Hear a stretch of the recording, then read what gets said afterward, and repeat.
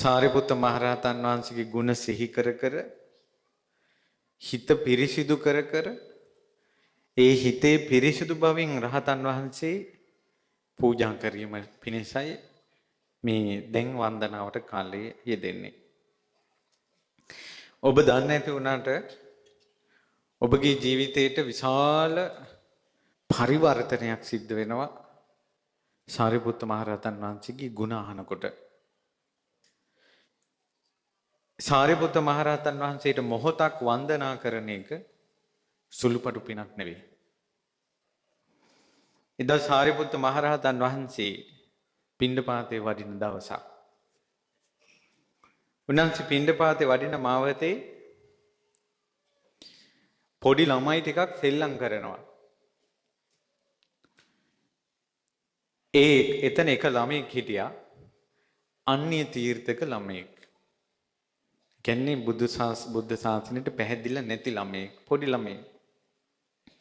අර ළමයි ටික ඔක්කොම ඇවිල්ලා සාරිපුත්ත මහරහතන් වහන්සේ දැක්ක ගමන්ම වන්දනා කළා. අර ගෑනු ළමයා වැන්දේ නැහැ. සාරිපුත්ත මහරහතන් වහන්සේ කෙනෙක්ගේ චුතිය උපත දකින ඥාණයෙන් යුක්ත කෙනෙක්. චුතූපපාත ඥාණය. සාරිපුත්ත මහරහතන් වහන්සේ එසැනින් දිවසින් බැලුවා මේ දුව කවුද? සාරිපුත්ත මහරහතන් වහන්සේ දුටුවා අර ළමයා අන්‍යාගමික කෙනෙක්. ඒ කියන්නේ පින්පව් විශ්වාස කරන්නේ නැහැ. ඊට පස්සේ දිවසින් බැලුවා මේ ළමයා මැරුණාට පස්සේ කොහෙද යන්නේ? නිරයේ උපදිනවා. නිරයේ උපදිනවා. ඒ නිරයේ උපදින එක වළක්වන්න පුළුවන්ද? බලන්න මේ රහතන් වහන්සේලා ගෙන්ගිට පිළිසිඟා වඩිද්දී කොයිතරම් මිනිසුන්ට කරුණාවෙන්ද වඩින්නේ. ඊට පස්සේ උන්වහන්සේ දැක්කා සාරිපුත්ත මහරහතන් වහන්සේ දිවසින් දුටුවා. සාරිපුත්ත මහරහතන් වහන්සේට මේ දුව එක වතාවක් හරි වැන්දොත් අපාය යන්නේ නැහැ කියලා. එකපාරක් වැන්දොත්. හැබැයි කෙල්ල ළඟට එන්නේ නැහැ. ඔන්න ඔය වගේ ස්වභාවයක් මේ ලෝකේ තියෙනවා පින්වතුනි. තමන්ගේ ගමන නියත වෙලා නම් අපේ ගමන නිරයට නියත වෙලා නම් එයාට ස්වභාවයෙන් ඒ නිරේ ගමන වලකින පින කරන්න හිත නැමෙන්නේ නැහැ. ඒකට එයාටගේ ඇතුලෙන් තල්ලුව දෙන්නේ නැහැ. දැන් අපි කියනවනේ මෙච්චර බණ කියනවා ඇයි අහන්න යන්නේ නැත්තේ? ඇයි සිල් ගන්න යන්නේ නැත්තේ? සමහරට එයාගේ ජීවිතේ ඉරණම තීරණය වෙලා. ඒ නිසා ඇතුලෙන් එයාට තල්ලුව දෙන්නේ නැහැ. එයාගේ ජීවිතේ ඉරණම වෙනස් කරගන්න. ඒ නිසා තමයි කල්යාණ මිත්‍ර ආශ්‍රය බලවත් ඕනේ. ඉතින් ඊට පස්සේ දැන් අර කෙල්ල වඳින්නේ නැහැ. හැබැයි සාරිපුත්ත මහරහතන් වහන්සේ දැක්කා මේ දුව මැරුණාට පස්සේ නිරේ යන්නේ. හැබැයි එකපාරක් හරි වැන්දොත් අපාය යන්නේ නැහැ. මට එකපාරක් හරි වැන්දොත් කොහෙද යන්නේ කියලා දිවසින් බැලුවා. හිත පහන් කරගෙන වැන්දොත් දෙව්ලෝ යනවා. සාරිපුත්ත මහරහතන් වහන්සේ ගැන හිත ප්‍රසාදින් වැන්දොත් දෙව්ලෝ යනවා.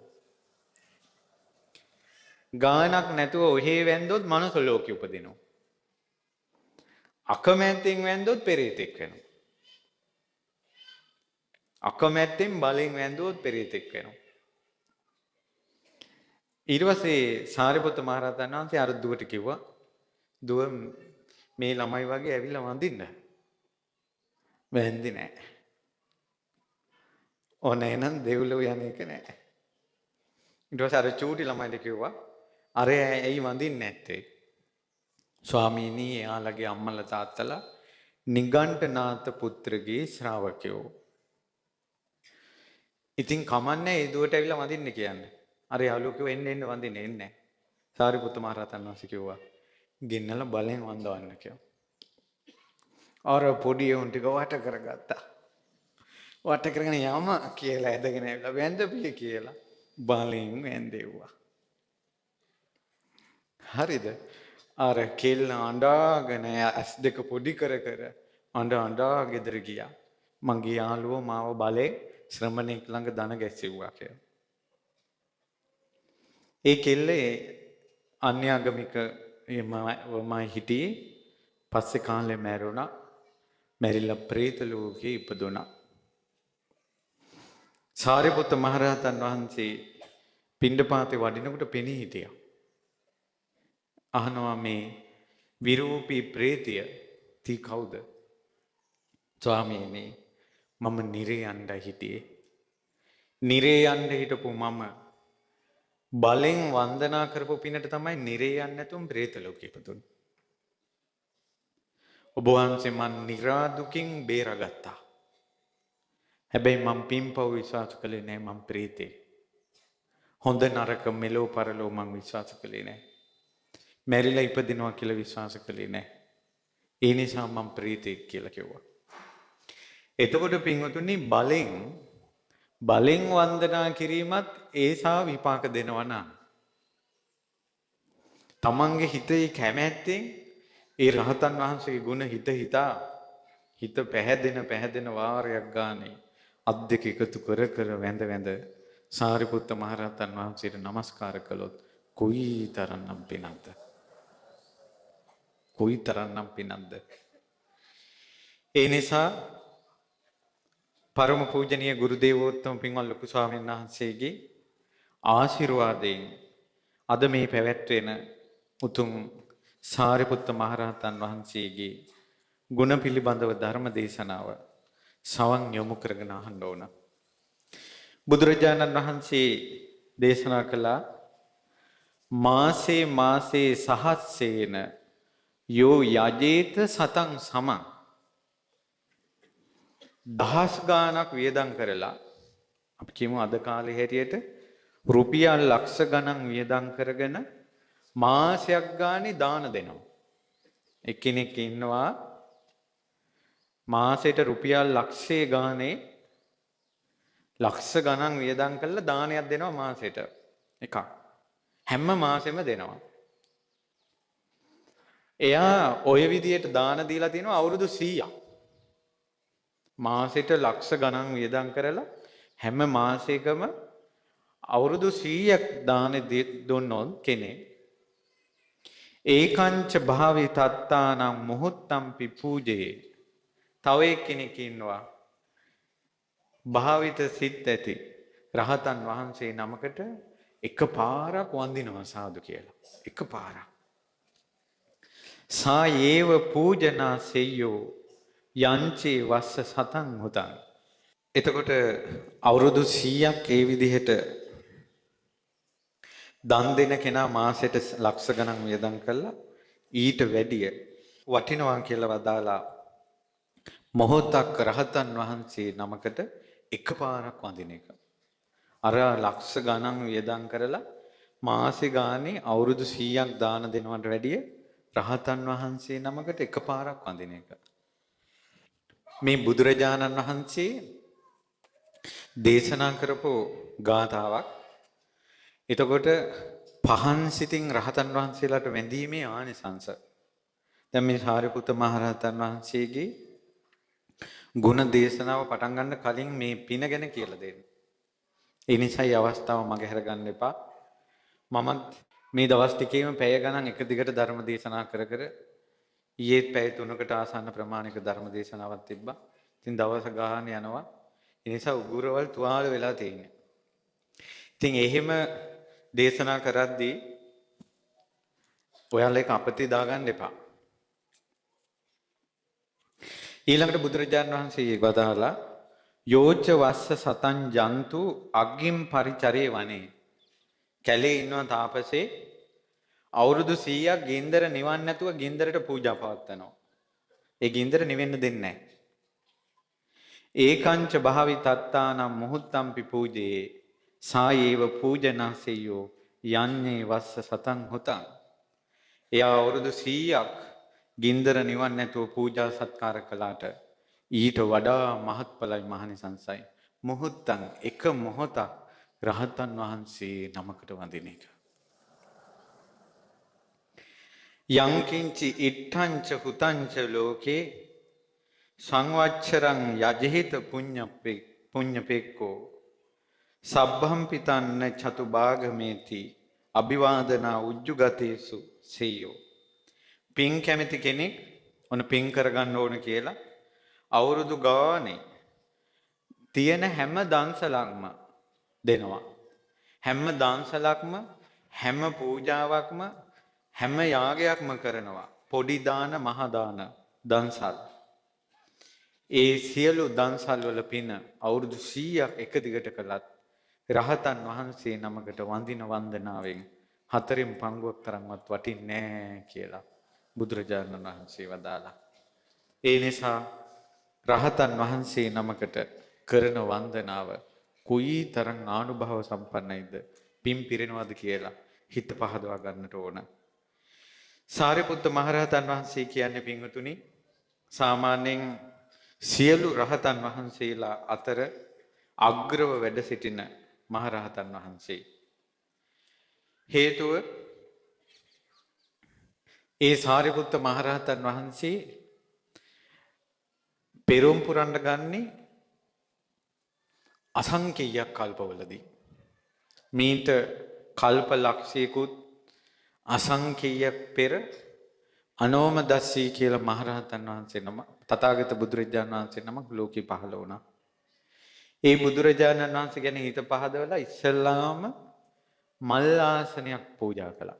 කියන්නේ බුදුරජාණන් වහන්සේටයි මහරහතන් වහන්සේලාටයි වැඩ ඉන්න මල් වලින් ආසන හැදුවා. ආසන පූජාවේ ආනිසංස තමයි තමන් බලාපොරොත්තු වෙන තැනට යන්න පුළුවන්.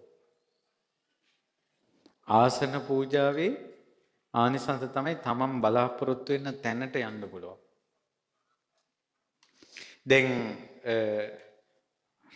අපි කිමුකෝ ඔයාලා පින් කීක දේවල් වලට පින් කරනවනේ. එතකොට ඔයාලා පින් කරන්නේ ගොඩාක් දුරට ලෞකික දේවල් වලට බහුතරයක්.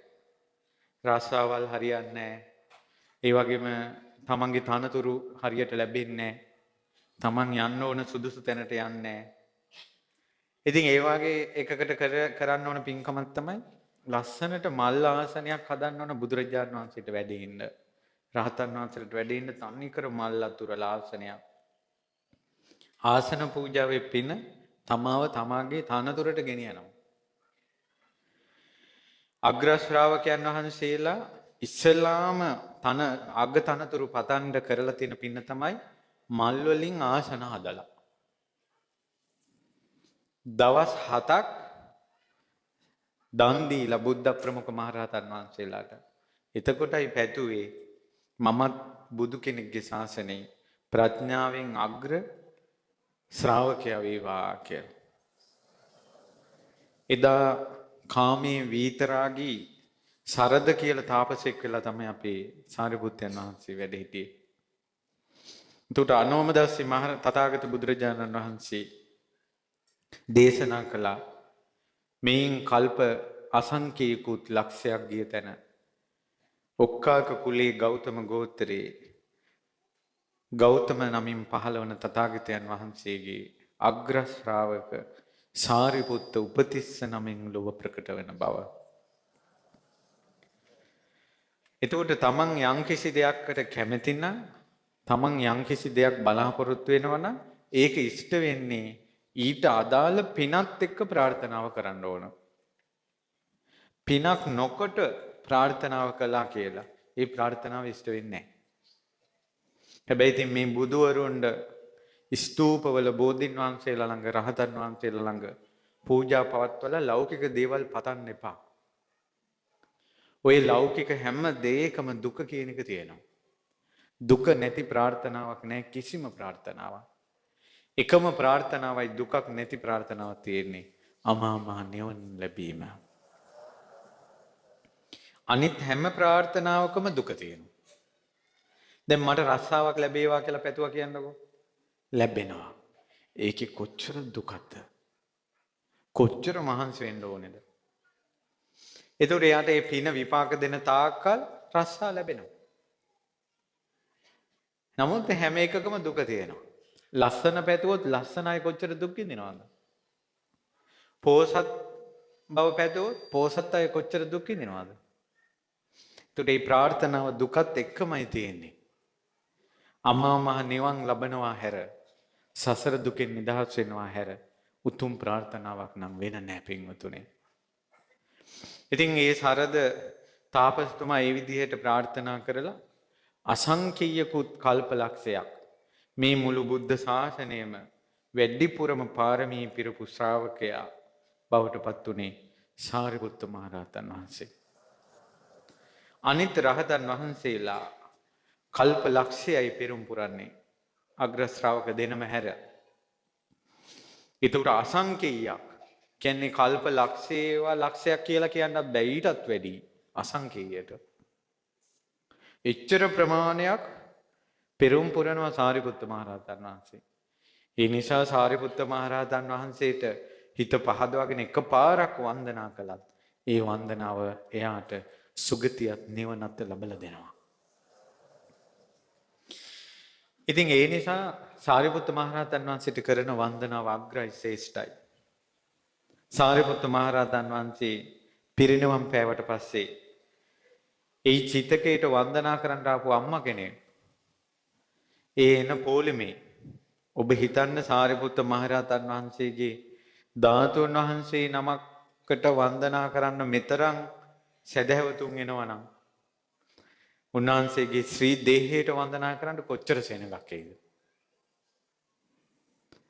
ගංග ගලන්නා වගේ සිව් දිශාවෙන් සෙනඟ ආවා කියනවා සාරිපුත්ත මහරහතන් වහන්සේගේ දේහයට වඳින්න. එතකොට දෙවිවරු ආකාශයෙන් වඩිනකොට ඒ දිව්‍ය ආලෝකවලට මිනිස්සු බය වුණා. බය වෙලා පිටිපස්සට මිනිස්සු යනකොට මිනිස්සු තෙරපිලා පෑගුණා. එක අම්ම කෙනෙක් මැරුණා. දෙවියන් අතර උපන්නා. අර වන්දනාවට ආපු චේතනාවත් එක්ක. සාරිපුත්ත මහරහතන් වහන්සේගේ දේහයට වඳින්න ඕන ධාතුන් වහන්සේලාට වඳින්න ඕන කියන චේතනාවෙන් ආපු පින්බලයට වඳින්නත් කලින් මැරිලා ගිහිල්ලා දෙවියන් අතර උපන්නා. ඒ නිසා සිතයි පිරිසිදු කරගත යුත්තේ. සත්පුරුෂ භූමියේ ඉඳලා මේ බණ අහන්න. පුණ්‍ය භූමියක ඉඳලා. ඒ කියන්නේ සත්පුරුෂ භූමිය කියන්නේ හිත පහදවා ගන්න වෙන අලකලංචි ඔලුවට දාගන්න එපා. මේ අසපුවකට ආවට පස්සේ වෙන අලකලංචි ඔලුවට දාගන්න එපා. අපි දාන්න හිතවත් කෙනෙක් මේ කාලෙකදී මැරුණා. මට මතකයි එයා මේ අපිත් එක්ක දඹදිවක් ගියා. දඹදිව යනකොට අපේ ඇඟේ හේතු වෙවි. මල් ටික අතට දෙනවා, පූජාවල් අතට දෙනවා. අපිත් එක්කම හේතු වෙවි මගේ උපස්ථායකයා වගේ යනවා. එහෙ. ඉතින් හරියට පින්කම් වලට මේ සම්බන්ධ වුණා බණ කියන කල් වැඳගෙන ඉන්නවා, වඳිනවා. ඉතින් පස්සේ කාලෙක යා ලංකාවේදී මැරුණා. ඉතින් මල ගෙදරට ගිහිල්ලා මම කිව්වා බොහොම හොඳ කෙනෙක් දඹදිවත් ගියා පුදුම සද්ධාවෙන් වැන්දේ ඒකම ඇති කියලා. මෙන්න ටික කාලයක් යනකොට ඒ ගෙදරම පේන්නේ ඉන්නවා බහිරවයෙක් වෙලා. මේ පොඩි එක්කෙනෙක් බඩ මහත බැලින්නම් ඔළුවේ තිබිලා තියෙන්නේ ඉඩම ගෙදර ඉඩම. මැරෙන්න දවස් 2-3කටත් කලින් ඔප්පු අතක ගා ඉඳලා තියෙන තුරුල් කරගෙන හිටියලු ඔප්පුව. කොට්ටේ යට ඔප්පුව තිබිලා තියෙන. මැරුණා බහිරවෙක් වුණා. ඒතර පොළොව බදාගත්ත හිත ඔළුවේ තියාගෙන පින් කරනවා.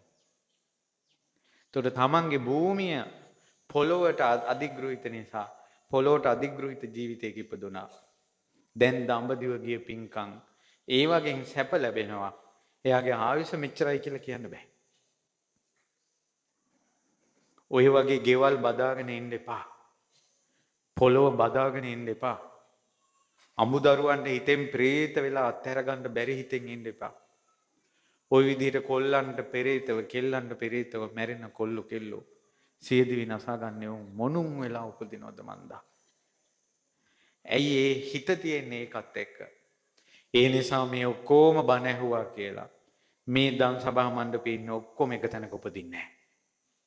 ඔය ඔළුවවල් වල එක එක භූමි තියෙනවා. සමහර කෙනෙක් පින් කරන්නේ කැපී පෙනෙන්නද?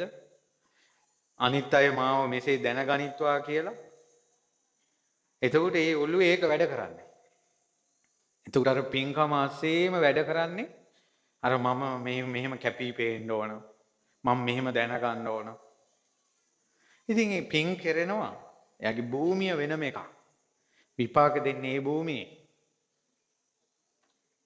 ඒ නිසා මේ මල් පූජා කරපු පමණට වැන්ද පමණට එපමණකින් එයා සත්පුරුෂ භූමියේ නැත්තම් මුළු හදවතින්ම බුදුන් සරණ ගිහිල්ලා නැත්තම් ධර්මයේ සරණ ගිහිල්ලා නැත්තම් සංඝයා සරණ ගිහිල්ලා නැත්තම් එයාට පුණ්‍ය විපාකේ ඒ විදිහට අදාළ භූමිය හම්බ වෙන්නේ නැහැ. ඒකයි අර කෙල්ල පෙරේතියක් ඕනේ. පින රැස් වුණා සාරිපුත්ත මහ රහතන් වහන්සේට වැඳපු. නමුත් හිතේ තියෙන භූමිය දුගතියක්. ඒක වෙනස් කරන්න අමාරුයි. ඒ නිසා පින්වතුනි කෙලෙහි ගුණ දන්නා දකිනා බව තියෙන සත්පුරුෂ භූමියට එන්න. මුළු හදවතින්ම තෙරුවන් සරණ ගියා කියන සත්පුරුෂ භූමියට එන්න. අසපුවකට වුණත් සෑයකට වුණත් පන්සලකට වුණත් විහෙර විහාරයකට වුණත් මම යන්නේ සසර දුකෙන් නිදහස් වෙන්න පින් කරගන්නයි කියන සත්පුරුෂ භූමියට එන්න. වෙන වෙන අලකලංචි ඔළුවේ තියාගන්න එපා. මැරුණට පස්සේ විපාක එනවා. මේ වගේ පින් තියෙනවාමයි බලෙන් වැන්දත් පින් තියෙනවාමයි. හැබැයි විපාක දෙන්නේ තමන්ගේ ඔළුවේ තියෙන තැන ඉපදිලා. දැන් මම අහලා තියෙන තැන් තියෙනවා. අහලා කියන්නේ පිට රටවල් වල තියෙනවා. වෙනම බල්ලන්ට යන්න වාහන වෙනම තියෙනවා. ඒ බල්ලන්ට උපස්ථාන කරන්න වෙනම වැඩකාරයෝ ගන්නවා. වෙනම උයනවා වෙනම ඇඳවල් තියෙනවා. එතකොට ඒ බල්ලා ඉච්චර සැප සම්පත් විඳිනවා. ඇඟේ මැක්කෙකුටවත් ඉන්න දෙන්නේ නැහැ. ඒ ඔක්කොම අයින් කරනවා, බෙහෙත් කරනවා. කාමරේට AC දාලා තියෙනවා. ඉතින් ඒ ඔක්කොම යාට දෙන්නේ එයා කරපු සංසාරේ කරපු පුණ්‍ය විපාක. ඒ වුණාට එයා බල්ලෙක් උනේ ඇයි? එයාගේ භූමිය එයා පින් කරද්දී හිත වැඩ කරලා තින්නේ තිරිසන් භූමියක.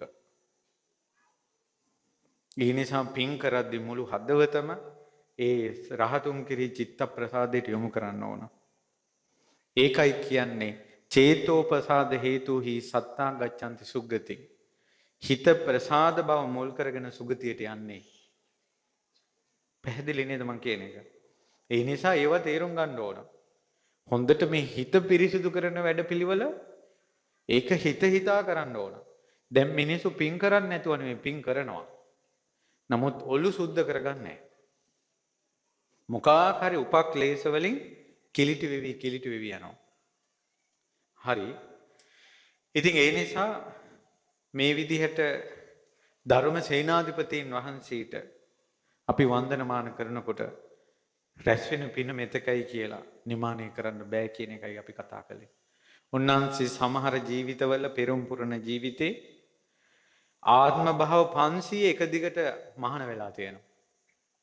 කියන්නේ දැන් ගෙදරක ඉපදෙනවා, ගිහි ජීවිතය අත්හැරලා තපස් රකින්න යනවා, ආයෙ ඉපදෙනවා, ආයෙ ගිහි ජීවිතය අත්හැරලා තපස් රකින්න යනවා. ඒ විදිහට එක දිගට ජීවිතය 500 යනවා තපස් රකින්න. ගිහි ජීවිතය අත්හරිනවා. මේ සාරිපුත්ත මහරහතන් වහන්සේ තරම් මේ පෙරම් පුරන සංසාරේ ගිහි ජීවිතේ අතෑරපු කෙනෙක් නෑ තව. ඒ නිසා ගිහි ජීවිතේ අත්හරින්න අමාරු. ගෙදරකින් ගිහිල්ලා සතියක්වත් ගෙන් එළියට යන්න අමාරු. කාම මඩගොහරුවේ ගෙවල් වලට ඇලිලා බැඳිලා වෙලිලා එරිලා ඉන්න මිනිසුන්ට ওই දුකෙන් නිදහස් වෙන්න නම් මේ උතුම් සාරිපුත්ත මහරහතන් වහන්සේට වන්දනා කරන්න. මට මුණ ගැහිලා තියෙනවා ළමා ලපටි අවුරුදු 19 20 21 අද වෙනකල් එක දවසක් ගෙදරින් පිට ඉඳලා නැහැ. ගෙදරමයි. ගෙදරින් පිට ඉඳලා නැහැ. ඒ කියන්නේ ගෙදරින් පිට ගිහිල්ලා ගේ අත්හරිනවා කියන එක දවසක්වත් කරලා නැහැ. මෙහෙත් ඉන්නවා. පොයට සිල් ගත්තත් හවසට ගෙදර යනවා. අර පොය දවස කියන එකවත් අබිනිෂ්ක්‍රමණයක් කරන්නේ නැහැ. මුළු ජීවිතේම නැතත් ටික දවසක්වත් අබිනිෂ්ක්‍රමණයක් නැහැ. ඉතින් සංසාරේ ඔය විදිහට කාමයේ අත්හැරලා කාමයේ අත්හරිනකොට ගෙවල් අත්හරිනකොට වැඩින්නේ ප්‍රඥාව. ඒ කියන්නේ ගිහි ජීවිතේ නිස්සාරයි. මේක අත්හැරීම උතුම් කියන සිටිවිල්ලම ප්‍රඥාවන්ත සිටිවිල්ල.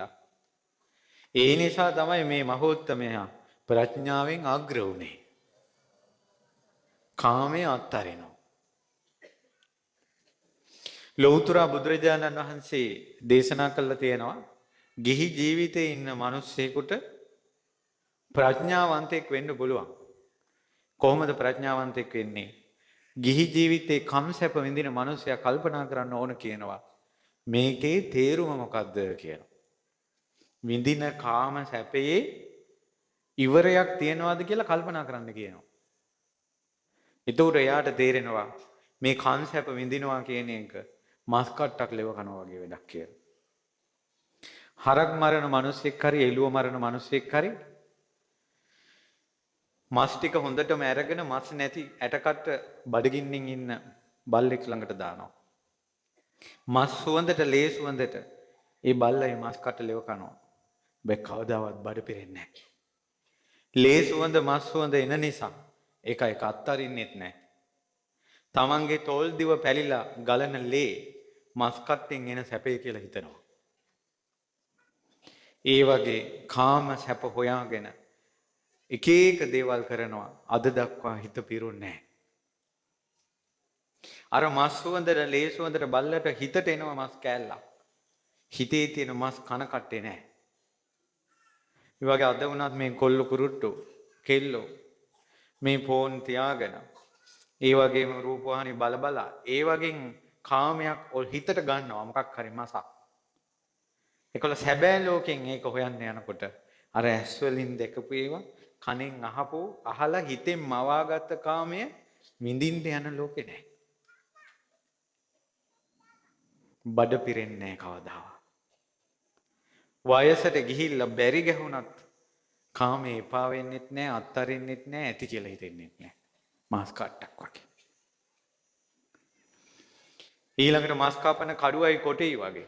කඩුවටත් නැහැ, කොටේටත් නැහැ. කපනවා මාස්, මාළු කපනවා. කොටේට ඇති හිතෙන්නේ නැහැ, පිහියට ඇති හිතෙන්නේ නැහැ. ඇස් වලින් ටීවී බලනවා, නාට්‍ය බලනවා. මේ වෙනකොට නාට්‍ය කීයක් බලලා ඇතිද? අද වෙන්නක්වත් එපා වෙන්නේ නැහැ. එන එක බලනවා. අර මාළුවා කපනවා කොටේ තිතියා. ඇහැට එපා වෙන්නෙත් නැහැ, රූපවාහිනියට එපා වෙන්නෙත් නැහැ. ඒව කැඩුනට පස්සේ වෙන එකක් ගේනවා. ඉතින් මොකද්ද මේ අපි හොයන සැපය? ඉතින් මේ වයසට ගිය මිනිස්සු කාම සැප විඳලා පෙම් හබ කෙලලා තමයි මේ මිනිස්සු වයසට ගිහිල්ලා තියෙන්නේ. මේ මිනිස්සු දිහා බලනකොට මොකක්වත් නැහැ. බැරි ගහිලා දැන් ඉන්නවා. කොල්ලෝ කෙල්ලන්ට ඔළුවට එන්නේ නැහැ. අපිටත් අවසානයේ ඕකනේ කියලා. ඇයි මේ? ප්‍රඥාව නැහැ. ප්‍රඥාවෙන් තමයි මේක නිස්සාරයි කියලා ඔළුවට එන්නේ. ඒ නිසා තරහ ගන්නවා. ගිය ජීවිතේ කොච්චර තරහ ගන්න ඇතිද අපිට ඕන විදිහට ලෝකේ තියා ගන්න. මැරුණා. දැනුත් අපි තරහ ගන්නවා අරක කරන්න මේක කරන්න කියලා. අපි මැරෙනවා. මේ තරහ යන එකේ තේරුම මොකද්ද? කියලා තරහේ ආදීනව, කාමයේ ආදීනව, නිදිමතේ ආදීනව. සමහරු බුදියා ගන්න උදේ ඉඳලා දවල් වෙනකල් නිදි. කාලා ආය බුදි. රැටත් නිදි. ඒතර මම නිදා ගන්න වෙලාවත් එක මනුස්ස ජීවිතේ කොච්චර වෙලාවක් නිින්දට යනවද? මොකද්ද මේකේ තේරුම කියලා තමන්ට තමන් කල්පනා කරගන්න පුළුවන් නම් ලෞතර බුදුරජාණන් වහන්සේ වදාළා මේකට කියන්නේ ප්‍රඥාව කියලා. ඒ නිසා ගිහි ජීවිතේ ගත කරන ඔබ කසාවතක් දරාගත්තේ නැති වුණාට ඔබ ගත කරන ජීවිතේ මොකද්ද? ඕකෙන් ඇති ඵලය මොකද්ද? ඒකේ තියෙන නිස්සාර බව හිතකින් හිතන්න. එතකොට මෝඩයෝ වෙලා ඉපදෙන්නේ නැහැ. සාරිපුත්ත මහරහතන් වහන්සේ තමයි ඉස්සරහම ඉන්නේ. ඒ පොලිමේ පිටිපස්සෙන් හරි යන්න පුළුවන්. මේ මහෝත්තමයා තප්පරයට අතාරිනවා. ගිහි ජීවිතේ. එක ජීවිතයක ඉපදිලා මට මතකද හැටියට හත්තිපාල මේ අජපාල හරි අශ්වපාල හරි කියලා. තරුණ පුතෙක් අවුරුදු 16ක විතර. මෙයා ඉපදෙනකොටම නිමිත්තක් කිව්වා මෙයා ගිහි ජීවිතය අත්හැරෙනවා කියලා. නිසා අම්මලා තාත්තලා කවුරුත් මෙයාට පැවිද්දෙක් පේන්න දුන්නේ නැහැ. ඊට පස්සේ රජතුමා කිව්වා මේ පුතාට රජකම දෙමු. ඊට පස්සේ පුරෝහිතතුමයි රජතුමයි කල්පනා කළා ඒ වුණාට බැරි වෙලාවත් ගියොත් මහාන වෙන්න. නෑ මෙයාගේ හිත ඒ පැත්තට නැමෙනවද කියලා අපි චෙක් කරමු කිව්වා. කොහොමද චෙක් කරන්නේ? අපි දෙන්න ශ්‍රමණේක් විදියට වෙස්මාරු කරගෙන යන් කිව්වා ඒ ගෙදෙට්ට. ඊට පස්සේ පුරෝහිතතුමයි රජතුමයි කසාවතක් දාගෙන පාත්‍රයක් අරගෙන ගියා අර ගෙදෙට්ට. එයා ජීවිතේ පළවෙනි වතාවට ශ්‍රමණෙක් දැක්කා. සාදු සාදු කියලා. මටත් මේ වගේ වෙන්න ඕන කියලා. එදාම මේ සිවුරු දාගත්තා. ගිහි ජීවිතයත් අත්හැරියා. අරයා මේ කොණ්ඩේ කඩලා මේක කළා පුතේ මම මේ රජතුමා. මේ ඉන්නේ පුරෝහිත අපි ඇත්ත අය නෙමෙයි. නෑ ඇත්ත නොවුනට කමන්නේ කිව්වා. ඔය හිටපු විදිහට මං ආසයි කිව්වා. ගිහි ජීවිතය අත්හැරලා ගියා. මේ උත්තමයා ගිහි ජීවිතේ අත්හැරලා මහාන වෙන්න හොයලා තියෙන්නේ උපමාවකින් කියනවා හරක් ඉන්න මිනිසෙක් හරකෙක් නැති වුණාට පස්සේ හොයනවා වගේ තමයි කියනවා. ගෙදර ඉඳලා මම මහාන වෙන්න විදියක් හෙව්වේ. පෙරම් පුරණ සංසාරේ මේ මහෝත්තමයා සාරිපුත්තයන් වහන්සේ මහාන වෙන්න හොයලා තියෙන විදියක් හරක් නැති වුණ මිනිස්සයා හරකෙක් හොයනවා වගේ කියන. මට මහාන වෙන්න විදියක් කොහොමද කියලා. මේ උත්තමයාගේ ජීවිතේ කාමයේ තැවරෙන්නේ නැහැ. මේ උත්තමයාගේ නම සිහි කර කර වැන්දත් ඇති. අපි ඇහෙන් රූපයක් බලනකොට රූප කාමයේ බැස ගන්නවා. ශබ්ද කාමයේ බැස ගන්නවා. රස කාමයේ බැස ගන්නවා. පහස කාමයේ බැස ගන්නවා. මෙච්චර බණ අහද්දි මෙච්චර බණ අපිට බලන්න කියන්න තියෙද්දි හිතවල කාමයේම තැවරෙනවා. හිත කාමයෙන්ම තෙත් වෙනවා. මේ උත්තමයාගේ හිතේ කාමයේ තැවරෙන්නේ නැහැ. එක ජීවිතයක තියෙනවා ලස්සනම ලෝකේ ලස්සනම ගෑනු ළමයා ඉපදුන කාලයක්. ඒ ගෑනු ළමයා ඉපදුනට පස්සේ ගෑනු ළමයාගේ තාත්තා කල්පනා කළා මේ කෙල්ල බේර ගන්න පුළුවන් එකම එක ක්‍රමයයි තියෙන්නේ. මේ කෙල්ල රජුරවන්න දුන්නොත් විතරයි. එතනින් පහළ කෙනෙකුට දුන්නොත් අනිවාර්යෙන් අරුබුදයක්. ඒ නිසා මේ කියන්නේ කෙල්ල දැක්ක ගමන් අනිත් අයට සිහි කල්පනාව නැතුව යනවා. මේ සිටුතුමා රජතුමාට පණිවිඩයක් කැරියා. රජතුමා අපේ ගෙදර ලස්සන දූ කුමාරිකාවක් ඉන්නවා කියලා. ඊට පස්සේ පුරෝහිත බමුණු යවුවා අංග ලක්ෂණ විද්‍යාවෙන් ඈ ගැන බලලා එන්න. ඉතින් බමුණු ටික අර ගෑනු ළමයා බලන්න ගියා. බලන්න ගියාට පස්සේ ඒ කෙල්ල දැක්ක ගමන් බමුණන්ට උන් හිටි දැන් අමතකයි. මේ සමහර අය බත් ටික කන්න යන නහය අස්සේ ගහ ගන්නවා. ඒ කියන්නේ කට කොහෙද තියෙන්නේ කියලා මතක නැහැ. සමහර අය බලාගත්තොත් ඒ බලාගෙන ඉන්නවා. හපපු බත් ටික කට අරගෙන තියෙනවා කටෙන් බත් වැටෙනවා. අර ගෙල්ල ආපු ගමන් කිව්වා මුන් කවුද මේ පෙරේතයෝ වගේ කියලා. ඒ වචනේට ෂොක් වුණා අර බමුණෝ. ඇවිල්ලා තරහට කිව්වා රජතුමනි ඒ කෙල්ල නම් හොඳ නැහැ.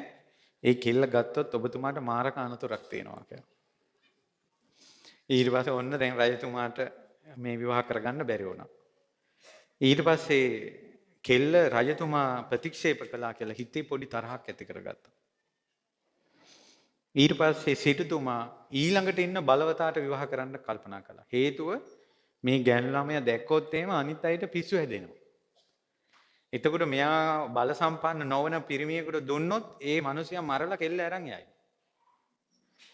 මේ නිසා මිනි මැරුම් වෙනවා. මේක වළක්වන්න ඊළඟ හිටපු ප්‍රබලයා තමයි සෙම්පති. සෙම්පතිතුමාට දුන්නා. සෙම්පතිතුමා විවාහ වෙලා කසාද බැඳපු පළවෙනි දවසේම කෙල්ලගෙන් පොරොන්දුවක් ගත්තා. මොකද්ද? මේ සොඳුරි ඔයා ඕනම කෙනෙකුට පේනෙන්න කතා බහ කළාට කමක් නැහැ. හැබැයි මට පොරොන්දු වෙන්න කවදාවත් රජතුමාට මූණ පෙන්වන්න එපා කියලා. ඊට පස්සේ යා පොරොන්දු වුණා. රජතුමා වීදි සංචාරයේ යන දවසට අර කෙල්ල පැරණි තරහට රජතුමාට පේන්න ජනෙලෙන් හිටියන්නේ. ඒක දැක්ක ගමන් රජතුමාට හිත උමතු වුණා. එයාගේ විස්තර ඇහුවා. එයාගේ නමම කියන්න ගත්තා. කාගේද බිරිඳ කියලා ඇහුවා. සෙම්පතිගේ කිව්වා. අනේ සෙම්පතිගේ බිරිඳ නෑ නෝ මට. එවැනි සොඳුරු ළඳක් නැති මේ දිවිය කුමටද කියා රජතුමා ගිහිල්ලා ඇඳේ වැටුණා. කන්නේ නෑ බොන්නේ නෑ රජ්ජුරුව. සෙම්පතිතුමා පණිවිඩයක් අරන් ආව රජ්ජුරුව ළඟට. එනකොට කතා කරන්න කලින් ඇතුලේ සද්ද ඇහුණා. අරග කියන්නේ සෙම්පතිගේ බිරිඳ නෑ නේව මට. ඈ නැති ජීවිතේ කුමටද මට. මට මේ රාජ්‍යයෙන් පළක් නෑ කිය. ඉතින් සෙම්පතිතුමා කල්පනා කළා දැන් හරියන්නේ නෑ මේක. අර කිට මං කිව්වා එක කළා නෑ. ඈ උමතු එයා ඈ දැක්කොත් අනිත් පිරිමේ උමතු වෙනවා. මේකට එකම විසඳුමයි තියෙන්නේ කියලා ගියා ගෙදර. ඇහුවා උඹ රජුරවන්ට පේන්න හිටියද? රජුරෝද කවුද දන්නේ? ඇතා පිටින් කෙනෙක් ගියා මම පොඩ්ඩක් බැලුවා කිව්වා. ඊට පස්සේ මෙතුමා මොකද කළේ?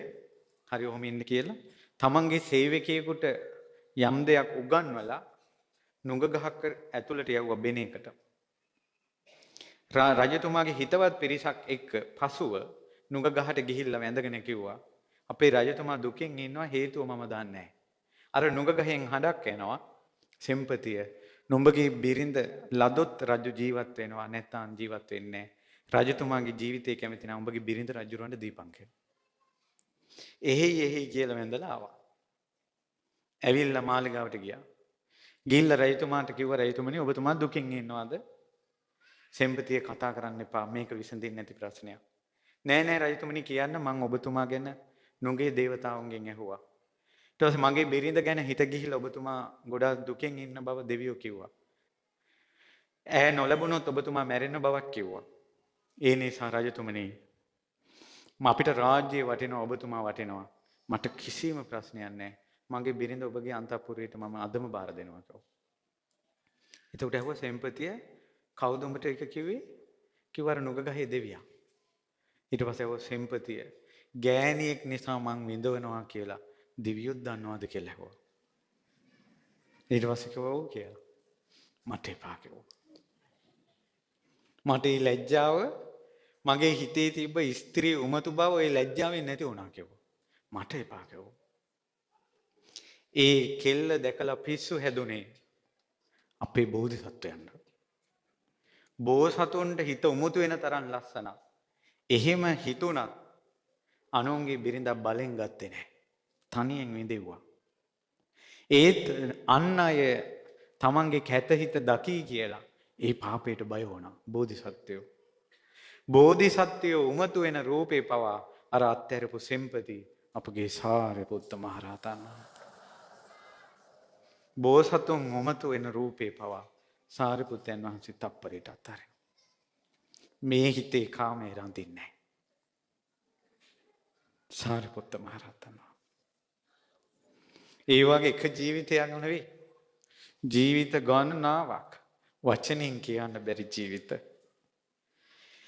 ඉතින් සාරිපුත්තයන් වහන්සේ ওই විදිහට පෙරම් පුරාගෙන බලන්න මේ කාලයේ දීපේ දේශයේ කුලයේ මව පස්මහ බැලුම් මහ බෝධිසත්වයෝ බලනකොට මහ බෝධිසත්වයෝ දැක්කා මේ බුද්ධ ශාසනයේ මහා ශ්‍රාවකයෝ ඉපදෙනවා රජගහ නුවර ජම්බුද්දීපේ මේ යුගයේම ඉපදින්න කාලේ හරි. දැන් මේ කාලේ මහා ශ්‍රාවකයෝ නැහැ. මේ කාලේ රහත් වෙන අය නැහැ. මේ කාලවල බුදුවරු පහළ වෙන්නේ.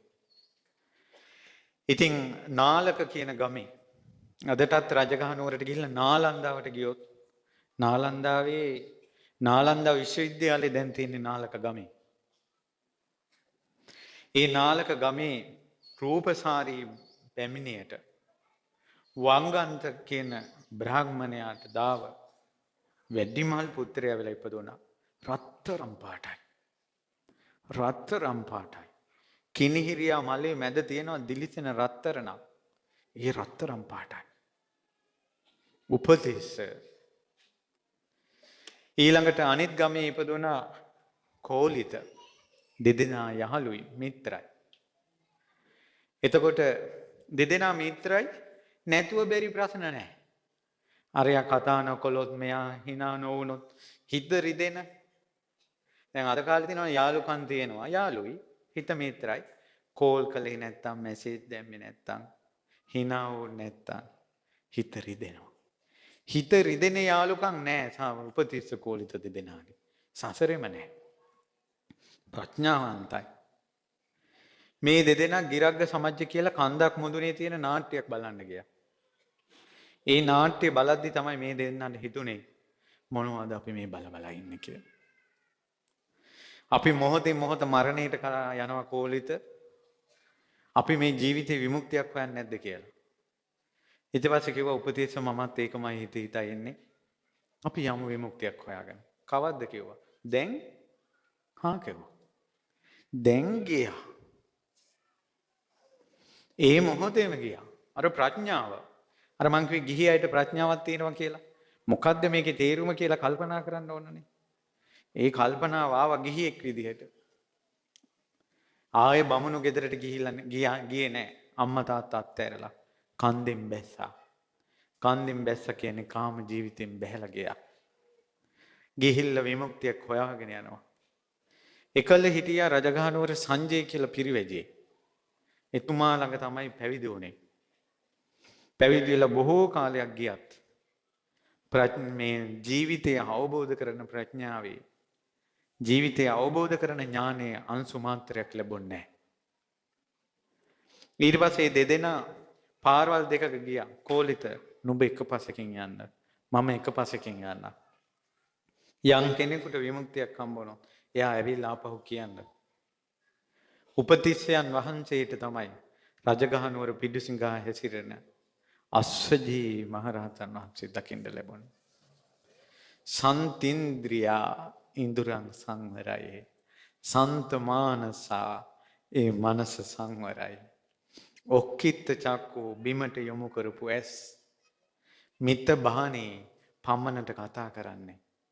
ඒ ජීවිතේම නිවිලා ප්‍රඥාවන්ත මිනිස්සෙකුට හා පුරා කියලා රහතන් වහන්සේ නමක් ඇස්වලට පේනවා. ওই කසාවත අතර පෙරටුවම ඉන්න පින තියෙන කෙනාට මේ පේන්නේ. අස්සජී මහරහතන් වහන්සේ පිණ්ඩපාත ගිහිලා වඩින කලබල නැහැ. කලබල නැහැ. දැන් මිනිස්සු ඉන්නවනේ හරි කලබලයිනේ. නුවණ කල්පනාව නැහැ. ඉතින් ඒවා හදන්නත් බෑ. දැන් අපි හිතන්නකො අපි ඔන්න බණකට යනවා. බණ ඔන්න මෙන්න තියෙද්දින් ඇවිල්ලා කතා කරනවා. ඒකට දැන් කල්පනාවට එන්නේ දැන් මේ සන්නන්සේ බණකට යන්නේ වෙහෙසයිනේ. ඔළුවට එන්නේ. ඒතර බණ කියලා ඉවර වෙච්ච ගමන්ම ගිහිල්ලා කතා කරනවා. ඒකට අර හැමදාම කතා කරන මූණු ටික. ඒකට මේ හාමුදුරන්ට වෙහෙසයිනේ. එන්නේ නැහැ ඔළුවට. අත්‍යවශ්‍ය දේකුන්නේ අත්‍යවශ්‍ය දේක් නම් කතා කරන්න ඕන. අත්‍යවශ්‍ය දේවලුත් නෙවෙයි. නිකන් වන් හොන් මාව මතකද අහවල් තැන දැන් මං දැනුත් කල්පනා කළා මේ බණ කියන ගම. දැන් මට මේ මිනිස්සු පේනවනේ. මට එක එක්කවත් මතක හිටින්නේ නැහැ. එහෙම ඔයාලා හිතුවට ඔයාලා දිහා මේ මම බලනවා කියලා ඔයාලට මං hina වුණා කියලා ඇත්තටම එහෙම එකක් නැහැ. පොදුවේ hina වෙන්නේ ඒකට අහවලාට කියලා එකක් නැහැ මේකේ. ඒකට අරයා තමයි ඒක ග්‍රහණය කරගන්නේ. මට hina වුණා. අර ඔබ වහන්සේ බණ කියද්දී දා මට hina වුණේ. දැන් මට මතක නැහැ.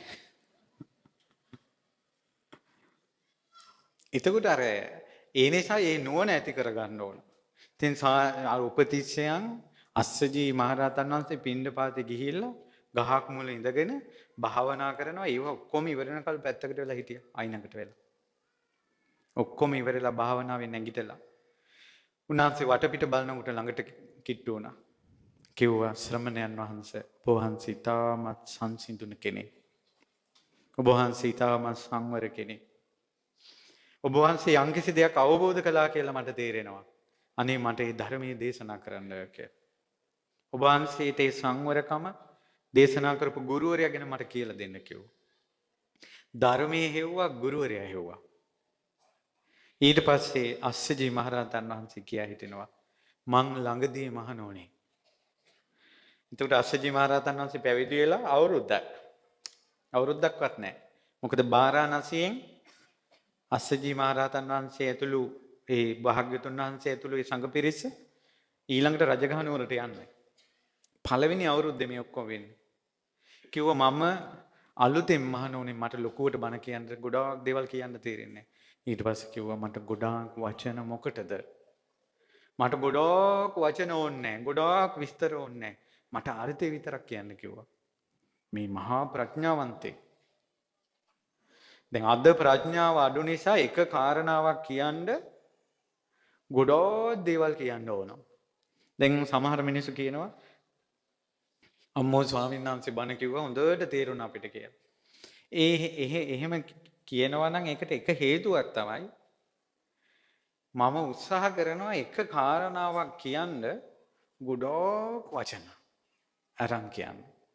ඒක හේතුව තමයි අද කාලේ ප්‍රඥාව අඩු නිසා එකම දේ ගොඩක් උපමා උපමේය විස්තර සහිතව කියනකොට තමයි යාන්තම් තේරෙන්නේ.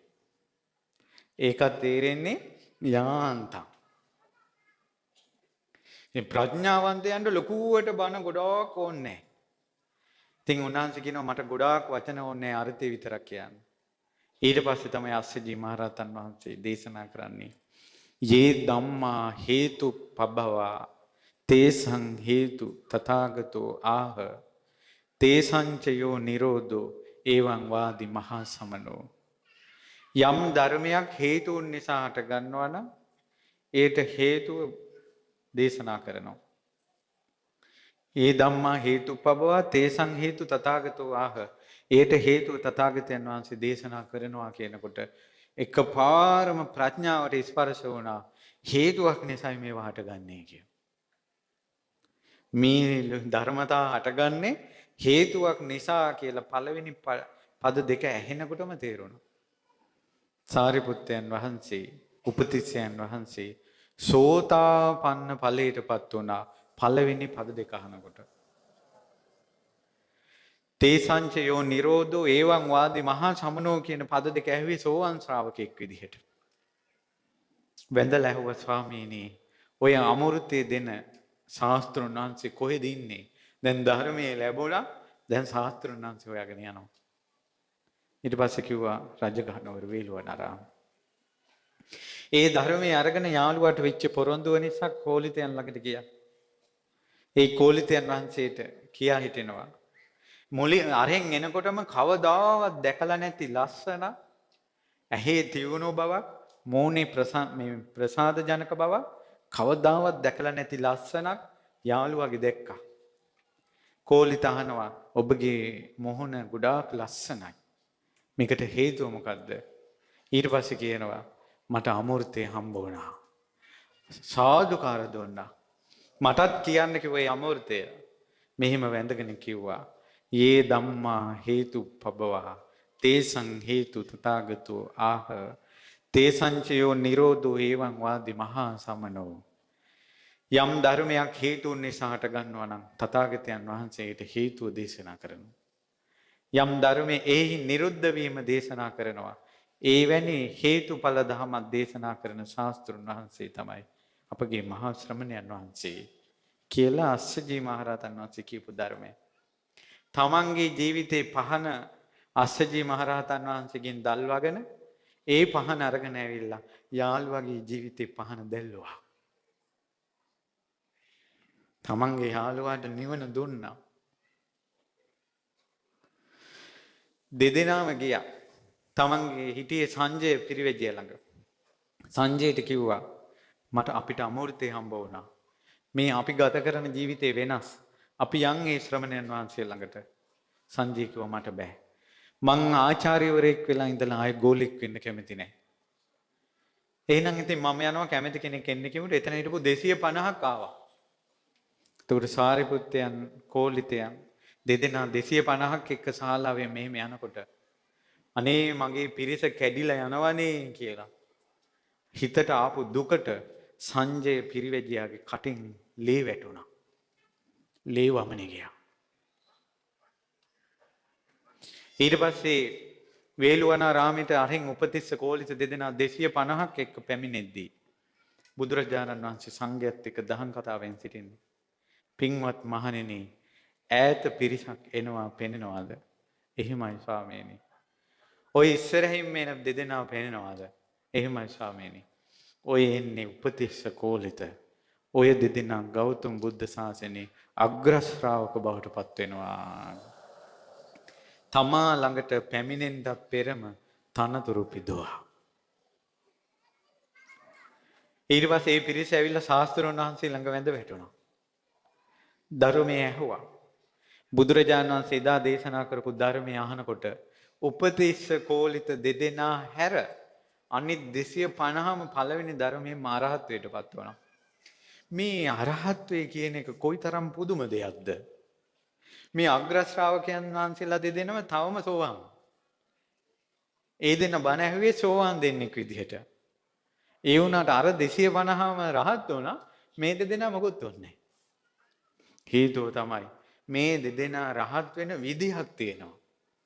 ඒ ක්‍රමයටයි රහත් වෙන්නේ. ඉතින් සාරිපුත්තයන් වහන්සේ පැවිදි වෙලා එදා තමයි පැවිදි ඉල්ලුවේ. එහි භික්ෂු භාවයෙන් පැවිදි වුණා. එතකොට පැවිදි වෙලා සතියකින් ගිජ්ජ කූටේ සූකර කතලෙන බුදුරජාණන් වහන්සේ දීඝනක තාපසයාට දේශනා කරපු වේදනා පරිග්‍රහ දේශනාව අහනකොට සාරිපුත්තයන් වහන්සේ පවන් සලසලා ඉද්දී වෙන කෙනෙකුට දේශනා කරපු ධර්මය අහද්දී වෙන වැඩක් කර කර ඉඳිද්දී වෙන කෙනෙකුට බණ කියන එක අහනවා වෙන වැඩක් කර කර භාග්‍යවතුන් වහන්සේට පවන් සලසලා එහෙම ඉද්දින්ම අරහත්ත්වයට පත් වුණා. චතුපටි සම්බිදාලාභී මහරහතන් වහන්සේ නමක්. සුඛා පටිපදාවෙන් සුවසේ ප්‍රතිපදාව දියුණු කළා. වහා අවබෝධ කළා. පැවිදි වෙලා සතියෙන්. මුගලන් තෙරුන් වහන්සේ ගොඩාක් මහන්සි වුණා භාවනාවට. නිදි කිරා වැටි වැටි භාවනා කරනවා. උන්වහන්සේ සති දෙකෙන් අරහත්ත්වයට පත් වුණා. දුක්ඛා පටිපදා කිප්පා බිඤ්ඤා ප්‍රතිපදාව කරකසයි. ඒ වුණාට ඉක්මනින් අවබෝධ කළා. ඉතින් සාරිපුත්තයන් වහන්සේ මේ විදිහට පැවිදි වෙලා සංඝයා අතර සංඝයාට බොහෝ අනුග්‍රහ කළා. ප්‍රඥාවෙන් අග්‍ර වුණා. ඉතින් එදා බුදුරජාණන් වහන්සේ බාරණසී සිපතනේදී වදාලා පින්වත් මහණෙනි මම ධර්ම චක්‍රයේ දේශනා කරනවා. ආචික්කනා දේශනා පඤ්ඤපනා පට්ඨපනා විවරණා විභජනා උත්තානි කම්මං චතුරාර්ය සත්‍ය ධර්මයේ විස්තර විභාග වශයෙන් මම දේශනා කරනවා. මං වගේම මේ චතුරාර්ය සත්‍ය දේශනා කරන්න පුළුවන් මේ සාරිපුත්තට. පින්වත් මහණෙනි සාරිපුත්තයන් සියතාපි භික්ඛවේ ජනේති එවං සාරිපුත්තෝ සාරිපුත්ත මේ සංඝයාට අම්මා වගේ. බුදු මුවෙන් මේ සංඝයා අතර අම්මා කියන වචනේ බුදු මුවෙන් පිට උනේ සාරිපුත්ත මහරහතන් වහන්සේට. සේයතාපි ජාතස්ස ආපාදේතා. ඒ ඉපදුන කෙනා පෝෂණය කරන කිරි අම්මා ඉන්නවා. ඒවන් මොග්ගල්ලානෝ මොගලන් ඒ වගේ. බුදුරජාණන් වහන්සේගේ බුදු මුවින් මොගලන් මහරහතන් වහන්සේට කිරි අම්මා කියලා වදාළා. සාරිපුත්තෝ භික්ඛවේ සෝතාපට්ටි ඵලේ විනේති. සාරිපුත්තයන් වහන්සේ සෝවාන් වෙන්න ධර්මයේ දේශනා කරනවා. ඒක තමයි බුද්ධ ශාසනය ඉපදෙනවා කියන්නේ. මොග්ගල්ලානෝ උත්තමත්තේ විනේති. සෝවාන් වෙච්ච කෙනා අවශේෂ මාර්ගඵල ලබන විදියට අවවාද කරන්න පුළුවන් මොගලන් මහරහතන් වහන්සේට. ඉතින් මේ විදිහේ සාරිපුත්තයන් වහන්සේ අප්‍රමාණ ගුණ වලින් බැබළුණා. උන්වහන්සේ ඇත්තටම අම්මා කෙනෙක් වගේ තමයි. උන්වහන්සේ පිණ්ඩපාතේ වඩිනකොට අවසානෙට තමයි පිණ්ඩපාතේ යන්නේ. ආරාමේ හැම තැනම ඇවිදිනවා. අසනීප වෙලාවත් කෙනෙක් ඉන්නවද අම්මා කෙනෙක් වගේ. අවසානටයි සාරිපුත්තයන් වහන්සේ පිණ්ඩපාතේ වඩේ. ගිලන් වෙලා හිටියොත් ඒ ගිලන් අයට දාන ටික අරන් එනවා. මේ අග්‍ර ශ්‍රාවකයන් වහන්සේ. එක දවසක් පිණ්ඩපාතේ වැඩියා ස්වාමීන් වහන්සේලා ටිකක් ගිලන් ස්වාමීන් වහන්සේලා විරේකයක් වළඳලා පහවදා මස් ව්‍යංජනයක් එක දානෙ ගන්න ඕන. දානෙට මස් ව්‍යංජන හම්බුන්නේ නැහැ. සාරිපුත්ත මහරහතන් වහන්සේ පාත්‍රය අරන් ගෙන්ගෙට පිඬුසිඟා වැඩියා. සාරිපුත්ත මහරහතන් වහන්සේට මස් සමග දානෙ ලැබුණා. යන ගෙදරින් ලැබෙනවා. ඒ ලැබෙන දානෙ අනිත් ස්වාමීන් වහන්සේගේ පාත්‍රයට දානවා. අසනීප ස්වාමීන් වහන්සේ ළඟට යවනවා. ඊළඟ ගෙදෙට්ට යනවා. ඒ ලැබෙන දානේ අනිත් ස්වාමීන් වහන්සේගේ පාත්‍රයට දානවා. අසනීප ස්වාමීන් වහන්සේ ළඟට යනවා. ඒ වගේ අම්මා කෙනෙක් වගේ. අපේ බුදුරජාණන් වහන්සේ රාහුල කුමරු මහාන කරන්න බාර දුන්නේ සාරිපුත්ත මහරහතන් වහන්සේට.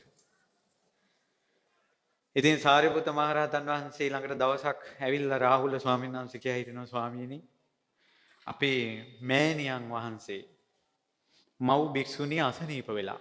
කවුද මව් භික්ෂුණිය? රාහුල මාතා යසෝදරා. ඒ උත්තමාවිය අසනීප වෙලා.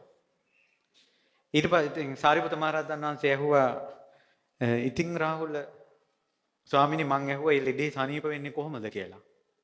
ඊට පස්සේ මව් භික්ෂුණීන් වහන්සේ කියා හිටියා රාහුල මාතාව කියා හිටියා මේ හකුරු මේ දිය කරපු මේ අඹ කියන්නේ අඹ ජූස් කරලා අඹ ජූස් වලට හකුරු කුඩු කරලා දාන්න ඕන. එහෙම කළා බිව්වොත් බඩේ කැක්කුම නැති වෙනවා කියලා. ඉතින් අපේ මව් භික්ෂුණීන් වහන්සේ එසේ කීවා. එහෙනම් රාහුල ඔබ එන්නකෝ කියලා සාරිපුත්ත මහරහතන් වහන්සේ හවස පිණ්ඩපාතේ වැඩියා. කොසල් රජුගේ මාලිගාව දෙසට. රජුරෝ දැක්ක හවස පාත්‍රයක් යනන් සාරිපුත්තයන් වහන්සේ වඩින්න. පුරුෂයෙක් කියලා ගෙන ගත්තා ස්වාමීනි පාත්‍රය අරන් හවස් කාලේ. රජතුමනි මේ රාහුල මාතාව ගිලන් වෙලා. බෙහෙතක් හොයාගෙන යනවා. ඊට පස්සේ මොනවද ඕන කියලා මේ හකුරු යෙදූ අඹ පැන් දුන්නා. ඒ පාත්‍රය අරන් ඇවිල්ලා රාහුල ස්වාමීන් වහන්සේගේ පාත්‍රයට දැම්මා. රාහුල ස්වාමීන් වහන්සේ යසෝදරාවට බෙහෙත් අරන් ගියා. තව දවසක් යසෝදරාවට බඩේ කැකුමක් ඇදලා උදේ කාලේ ඇල්හාලේ බත් වලට මාළුත් එක්ක වැව් මාළුත් එක්ක රෝහිත මාළු එක බත් වැළඳුවම බඩේ කැකුම නැති වෙනවා. රාහුල ස්වාමීන් වහන්සේ ඇවිල්ලා කියන්නේ තමන්ගේ ගුරුවරයා. රාහුල ස්වාමීන් වහන්සේ හැම එකම කියන්නේ ගුරුවරයාට. සාරිපුත්තයන් වහන්සේට. ඊට පස්සේ සාරිපුත්ත මහරහතන් වහන්සේ ඉන්න රාහුල කියලා පිණ්ඩපාතේ වැඩියා. ලැබුණා පාත්‍රෙට. ඒ ටික යැව්වා. දන් සභාවේ කතා වුණා මේ යසෝදරාවට බෙහෙත් ගෙනත් දෙනවා කියලා. බුදුරජාණන් වහන්සේ වදාළා පින්වත් මහණෙනි පෙරුම් පුරණ සංසාරේ යසෝදරාවයි මමයි ස්වාමියා බිරිඳ වෙලා ඉද්දින් මේ බිරිඳට බෙහෙත් හේත් අවශ්‍ය වෙන ජීවිතවලදී ඔය සාරිපුත්ත දිවි පරදුවට තියලා ගිහිල්ලා තිනවා කො බෙහෙත් හොයාගෙන කලින් ජීවිතවලත් මේ සාරිපුත්ත දරුවෙක් වගේ අම්මා තාත්තා කියලා හිතලා කිව්වා යසෝදරාවට සහ බෝධිසත්වයන්ට උපස්ථාන කළා තියෙන ඒ කාලේ. ඒ පුරුද්ද තවම තියෙනවා කිව්වා. එතකොට බුදුරජාණන් වහන්සේ ගැන ගෞරව එනවා වගේම රාහුල මාතා කෙනෙකුට අම්මා කියන සංඥාවක් එනවා සාරිපුත්තයන් වහන්සේට. ඒ විදිහට තමයි උපස්ථාන කළා තියෙන්නේ. රාහුල ස්වාමීන් වහන්සේ අත බෙහෙත් යවුවා. ඉතින් මේ වගේ ගිලන් වෙච්ච ස්වාමීන් වහන්සේලාට ගිහිල්ලා බණ කියනවා. සමහර ස්වාමීන් වහන්සේලා කියනවා මම බෙල්ල කපා ගන්න ඉන්නේ මට ජීවත් වෙලා වැඩක් නැහැ මට මේ වේදනාව ඉවසන්න බෑ. එහෙම කියන්න එපා. මං දානි ගෙනල්ලා දෙන්න. මං උපස්ථාන කරන්න ජීවිතේ නැති කරගන්නම් හිතන්න එපා කියලා සාරිපුත්ත මහරහතන් වහන්සේ උපස්ථාන කරනවා. අම්මා කෙනෙක් වගේ. ඉතින් මේ විදිහට සාරිපුත්ත මහරහතන් වහන්සේ අර කරුණාවෙන් සංඝයා අතර බැබළුණා. එහෙම බැබළුණ සාරිපුත්තයන් වහන්සේ තත් නොයෙක් නිന്ദා අපහාස කරදර ආවද නැද්ද? ආවා. ඇයි ඒකාන්තර නමක් ඇවිල්ලා කිව්වා ස්වාමීනි අපි සාරිපුත්තයන් වහන්සේ දිහා බලා හිටියා. රෑ නිදා ගන්න කලින් මේන වඳිනවා එක පැත්තකට. දිසා වන්දනා කරනවා කිව්වා. බුදුරජාණන් සාරිපුත්තයන් වහන්සේ කැඳෙව්වා. ඔබ දිසා වන්දනා කරනවා කියන්නේ ස්වාමීනි භාග්‍යතුන් වහන්සේ සසර සැඩපහරේ ගහගෙන ගිය මට තථාගත ශ්‍රී සද්ධර්මයේ නැමැති අමෘතේ ඉස්සෙල්ලාම ඇහුනේ අස්සජී මහරහතන් වහන්සේගෙන්. මාගේ ගුරුවරයාට ඉන්න දිසාවට මම වඳින්නේ කියලා. එච්චර ගෞරවයක්. ඉතින් බුදුරජාණන් වහන්සේ සංඝයා ගෞරව කරන සාරිපුත්ත මහරහතන් වහන්සේට. බුදුරජාණන් වහන්සේ ධර්මයේ දේශනා කරනකොට කොණ්ඩඤ්ඤ මහරහතන් වහන්සේ මෙහෙම ඉන්නවා. අස්සජී මහරහතන් වහන්සේ, වප්ප බද්දිය මහරහතන් වහන්සේලා. පිටිපස්සෙන් තමයි සාරිපුත්ත මොග්ගලන් මහරහතන් වහන්සේලා වැඩ ඉන්නේ. කොණ්ඩඤ්ඤ මහරහතන් වහන්සේ කල්පනා කළා මේ සකල සංගරුවනට අග්‍ර සාරිපුත්ත මොග්ගල්ලාන දෙපළ. මේ මහෝත්තමයෝ පිටිපස්සෙන් ඉන්නවා. වැඩිහිටි ගෞරවයෙන් මං ඉස්සරහ ඉන්නවා. ඒ වුණාට මේ සාරිපුත්තයන් වහන්සේ මගේ පිටිපස්සෙන් නම් ඉන්න එපා කියලා බුදුරජාණන් වහන්සේගේ සිරිපතුරල් අවසර ගත්තා. මට කැලේට යන්න අවසර දෙන්න කියලා. උන්වහන්සේ මන්දාකිණි කියන හිමාලයේ තියෙන මන්දාකිණි විලායිනේ පිරිනිවන් පානකල් කොණ්ඩඤ්ඤ මහරහතන් වහන්සේ වැඩ හිටියා. ඇත්තුන්ගෙන් උපස්ථාන ලැබලා සංඝයා මැදට ආවේ නැහැ. කොණ්ඩඤ්ඤ මහරහතන් වහන්සේ වනගත වෙන්න හේතුව තමයි කියනවා. සාරිපුත්ත මහරහතන් වහන්සේ පිටිපස්සෙන් ඉන්න එක ඒකට කොණ්ඩඤ්ඤ මහරහතන් වහන්සේ කැමති නැහැ කියනවා. එතකොට රහතන් වහන්සේලාට ගරු කරන හැටි බලන්න. ඊට පස්සේ උන්වහන්සේ පිරිනිවන් පාන්න අවසර ගන්න එනවා මේ කොණ්ඩඤ්ඤ මහරහතන් වහන්සේ වයසයි. ධම්සභා මණ්ඩපයේ කෙළවර. උන්වහන්සේ එනකොටම දකිනවා බුදුරජාණන් වහන්සේ ළඟම සාරිපුත්ත මහරහතන් වහන්සේ වැඩ ඉන්නවා. ඒතර කොණ්ඩඤ්ඤ මහරහතන් වහන්සේ කල්පනා කළා මම පිටිපස්සෙන් ඉඳ ගන්න එක හරිය නෑ. මම දැන් ඉස්සරහට යන්න ඕන. හැබැයි මේ සංඝයා සියලු දෙනා සාරිපුත්තයන් වහන්සේට ගරු කරනවා. මම ඉස්සරහට යනකොට කාට හරි තප්පරයට හිතුනොත් කවුද මේ ඉස්සරහට පැනපු නාකි උන්වහන්සේ කියලා. ඒ හිතන කෙනාට බොහෝ කාලයක් අහිත පිණිස පවතිනවා. කියලා අර සභාවේ කෙළවර ඉඳලම දෑත මෙහිම වැඳගත්තා. ස්වාමීනි මම කොණ්ඩඤ්ඤ. ස්වාමීනි මම කොණ්ඩඤ්ඤ කියා ඉස්සරහට වැඩි. එතකොට අනේ සංඝයාට හිතට යනවා මේ බුද්ධ ශාසනය ඉස්සෙල්ලාම මහාන වෙච්ච කොණ්ඩඤ්ඤ තෙරුන් නේද අර එන්නේ කියලා. ඒ විදිහට රහතන් වහන්සේලාට ගරු කළේ. ඉතින් අපි ඒ ගෞරවය දැන් ධාතුන් වහන්සේ නමකට තියනවද කියලා බලන්න. ඔයාලා දන්නේ නැහැ. ඔයාලා සාමාන්‍යයෙන් ගෙවල් වල ওই ධාතුන් වහන්සේලා එහෙම වඳින්න ඔයාලා ගොඩාක් මනාපයි. ශ්‍රද්ධාවෙන් කරනවා. නමුත් ඔයාලගේ හිතට ශ්‍රද්ධාව තවත් ආපු දවසක හිතෙයි මේ වාගේ රහතන් වහන්සේ නමක් අපේ වාගේ ගෙදරක වඩා හින්දවන එක සුදුසුද කියලා. එදාට ඔයාලට ඒ ධාතුන් වහන්සේ සෑයකටම වඩම්මනවා. මොකද ඔය ගෙදරම රණ්ඩු වෙනවා. ඔය ගෙවල් වලම මිනිස්සු කාමීත් හැසිරෙනවා. ඔය ගෙවල් වලම ඕපදූපක් කියනවා. ඔය ගෙවල් වලම පොනොත් ඔබ ඔබයි ඉන්නවා. සාරිපුත්ත මහරහතන් වහන්සේත් වැඩි ඉන්නවා. අර අඤ්ඤා කොණ්ඩඤ්ඤ මහරහතන් වහන්සේ මහ වනයේට වැඩියානේ. ඉතින් පින්වතුනි සාරිපුත්ත මහරහතන් වහන්සේට ওই වගේ කරදරත් එනවා. කාලෙන් කාලෙට.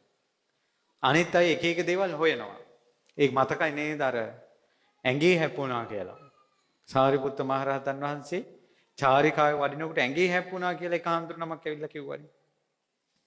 බුදුරජාණන් වහන්සේ වදාලා පින්වත් මහණෙනි මේ සාරිපුත්ත ඇඟේ හැප්පුණා කියලා භික්ෂුවක් චෝදනා කරනවා. ඉක්මනට භික්ෂුවක් ගිහිල්ලා සාරිපුත්තයන් දැන් කැඳවගෙන එන්න. දැන් චාරිකාවේ වඩින සාරිපුත්ත මහරහතන් වහන්සේ ආයෙ ගෙන්නගෙන එන්න යවුවා. ඒතර මොගලන් මහරහතන් වහන්සේ දන්නවා ඇත්ත සිද්ධිය මේ හාන්දර බොරුවක් කළේ. මේ හාන්දර චාරිකාවේ ගෙන්නගෙන යයි කියලා හිටියා. සාරිපුත්ත මහරහතන් වහන්සේ මෙයාව ගෙන්නගෙන ගියේ නැහැ. ඒ තරහට පරිගන්නයි මේක කරන්නේ. අද මේ හරිය සාරිපුත්තයන් වහන්සේ කතා කළොත් එහෙම ඒක සිංහනාදයක් වෙනවා. දොරේ යතුරු අරගෙන මොගලන් මහරහතන් වහන්සේ කුටියක් ගානේ ගිහිල්ලා වෙහෙරේ ආයස්මතුනි ඉක්මනට දන් සභා මණ්ඩපයට එන්න. අද සාරිපුත්තයන් වහන්සේ සිංහනාද කරනවා. අද සාරිපුත්තයන් වහන්සේ සිංහනාද කරනවා කියලා කුටියක් ගානේ මොගලන් මහරහතන් වහන්සේ ගියා. සංඝයා ඔක්කොම එකතු වුණා. සාරිපුත්ත මහරහතන් වහන්සේ වඩිනවා. චෝදක භික්ෂුව ඉන්නවා චෝදනා කරපු. සාරිපුත්ත ඔබ ඇඟේ හැප්පිලා සමාව ගන්න නැතුව ගියා කියලා කියනවා. දැනට එකතු කළා. මගේ ශාස්ත්‍රනාංශයට වන්දනා කළා. ස්වාමීනි කායානුපස්සනාව වඩපු නැති කෙනෙක් නම් තවත් කෙනෙක්ගේ ඇඟේ හැප්පිලා සමාව ගන්න නැතුව යාවි. ඒත් ස්වාමීනි කායානුපස්සනාව මනාව භාවිතා කරන භික්ෂුවක් මේ සාරිපුත්ත. ස්වාමීනි මේ සාරිපුත්තගේ හිත මහ පොළොව වගේ. මේ පොළොවට හොඳ දේවල් දැම්මත් නරක දේවල් දැම්මත් පොළොව කම්පා වෙන්නේ නැහැ. ඒ වගේ මේ සාරිපුත්තයන්ගේ හිත සාරිපුත්තයන් හොඳ දෙයක් වුණත් නරක දෙයක් වුණත් මේ හිත කම්පා වෙන්නේ නැහැ.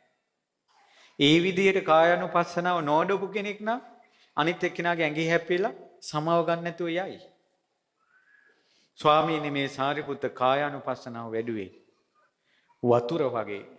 වතුරට හොඳ දේවලුත් දැම්මත් නරක දේවල් දැම්මත් කම්පා වෙන්නේ නැහැ. මේ සාරිපුත්තයන්ගේ හිත ඒ වගේ. එහෙම කායානුපස්සනාව වඩපු නැති කෙනෙක් නම් ඇඟේ හැප්පිලා සමාව ගන්න නැතුව යාවි. ස්වාමීනි මේ සාරිපුත්තයන්ගේ හිත ගින්දර වගේ.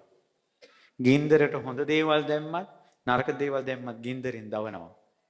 ඒ වගේ මේ හිත ගින්දරක් වගේ. හොඳ දෙයක් නරක දෙයක් දැම්මත් කම්පා වෙන්නේ නැහැ. එහෙම හිත නොවඩපු කෙනෙක් නම් සමාව ගන්න නැතුව යාවි. ස්වාමීනි මේ සාරිපුත්තයන්ගේ හිත හුළඟ වගේ. මේ හුළඟේ සුවඳත් හමනවා ගඳත් හමනවා. නමුත් හුළඟ කම්පා වෙන්නේ නැහැ. මේ සාරිපුත්තයන්ට හොඳක් වුණත් නරකක් වුණත් කම්පා වෙන්නේ නැහැ. එහෙම කායානුපස්සනාව නොවඩපු කෙනෙක් නම් ඇඟේ හැප්පිලා සමාව ගන්න නැතුව යාවි. ස්වාමීනි මේ සාරිපුත්තයන් පාරට බහින්නේ කුටියෙන් එළියට බහින්නේ අං කැඩිච්ච ගොනෙක් වගේ. අං කැඩිච්ච ගොනාට අනින්න බෑ අනිත් එවුන්ට. ඒ නිසා ඒ ගොනා පාරේ අයිනෙන් යනවා. මේ සාරිපුත්ත මාන්නේ නැමැති අං කඩාගත්ත කෙනෙක්. මමයි කෙරුමා කියන මාන්නේ අං කඩාගත්ත කෙනෙක්. මේ සාරිපුත්ත අං කැඩිච්ච ගොනෙක් වගේ පාරේ යන. ස්වාමීනි රොඩී කොල්ලෙක් වගේ මම පාරේ යන්නේ. රොඩී කොල්ලා පාරට බහිනකොට ඒ රොඩී කොල්ලා කොහොමද දීනයි. ඒකට කවුරුත් බැන්නත් ගානක් නැහැ, ගැහුවක් ගානක් නැහැ, ඔළුව නමාගෙන යනවා. මේ සාරිපුත්ත රොඩී කොල්ලෙක්ගේ බඳු හිතකින් පාරට බහින්නේ.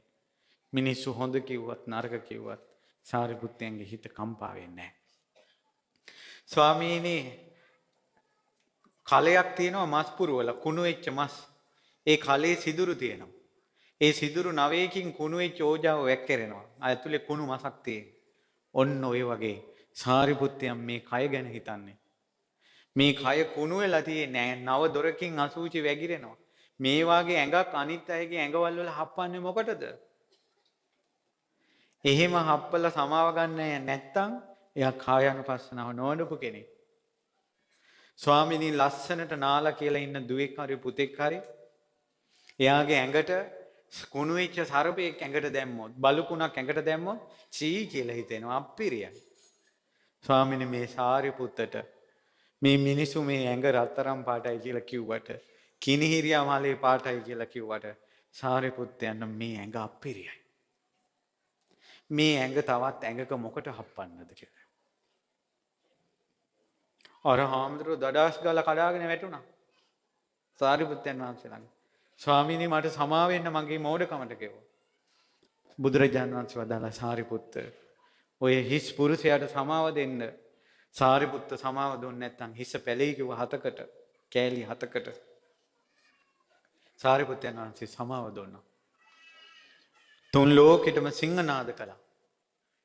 ඔච්චර ගුණයකින් හෙබි සාරිපුත්ත මහරහතන් වහන්සේ අසපුවක හරි වෙහෙරක හරි ආරාමයක හරි හිටියොත් උන්වහන්සේ ඉන්නවද නැද්ද කියලාවත් හොයාගන්න නැහැ කියනවා.